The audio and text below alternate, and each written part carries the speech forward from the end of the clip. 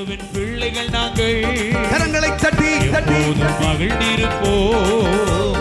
இயேசுவின் பிள்ளைகளே எப்போதும் மகிழ்ந்திருங்கள்.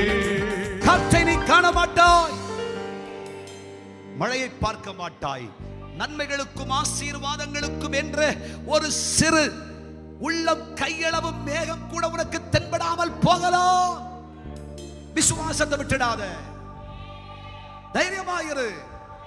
கர்த்தர் உனக்காய் பெரிய காரியங்களை செய்வார். எவ்வளவு நாள்ல செய்வார்? உன் விசுவாசத்தின் நிமித்தம் கண்ணடைச்சு திறக்க முன்னாடி செய்வார். உனக்கு செய்வாருங்க. ஹல்லேலூயா. நம்பிக்கை இல்லையா? விசுவாசம் இல்லையா? உங்கள் இருதயத்தை தைரியப்படுத்திக் கொள்ளுங்கள்.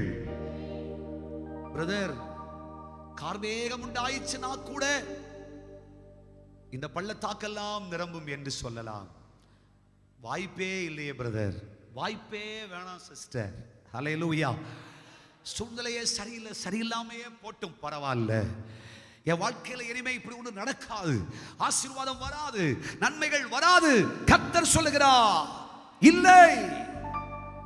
வறண்டு போன, நின்று போன, கெட்டு போன, நஷ்டமடைந்த வாழ்க்கையே முற்று பெற்றதென்று முடிவெழுதிய கர்த்தருடைய பிள்ளையே, பரிசுத்த ஆவியானவர் சொல்றார், பள்ளத்தாக்கெல்லாம் தண்ணீரினால் நிரம்பும், ஆசீர்வாதத்தால் நிரம்பும். நீ போதும் போதும் போதும் என்று சொல்லும் அளவிற்கு உன் பள்ளத்தாக்கை நிரப்பி தருவேன். உன் ஆடு மாடுகளுக்கும் மிருக ஜீவன்களுக்கும் தண்ணீரை தருவேன், ஆகாரத்தை தருவேன். நீ போதும் போதும் என்று சொல்லும் அளவிற்கு மீண்டெடுக்கத்தக்க ஆசீர்வாதத்தை உனக்கு தருவேன். புதிய வருஷத்தை நீங்கள் துவங்க போகிறீர்கள்.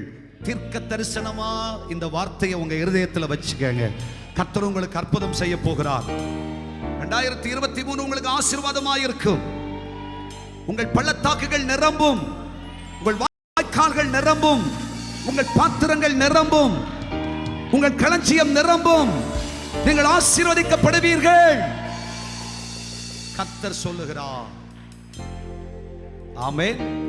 இயேசுவின் பிள்ளைகள் நாங்கள் கரங்களை தட்டி தட்டி மகிழ்ந்திருப்போம்.